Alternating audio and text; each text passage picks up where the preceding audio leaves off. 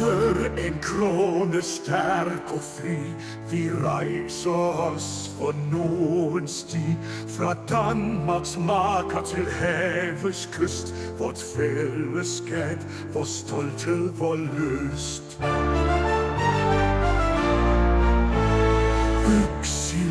Og på Joinen mar var Paulen i gissel der besamme Palar. Sormen Metzes der jäsen vornon, hørtes af sig som med varvarna London.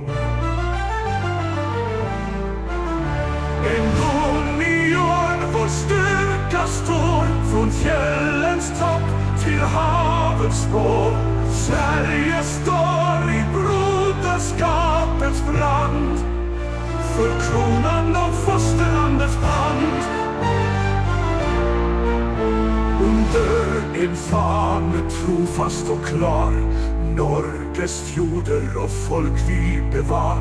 I lojalitet til krone og land, vi vokter vår ære hånd i hånd.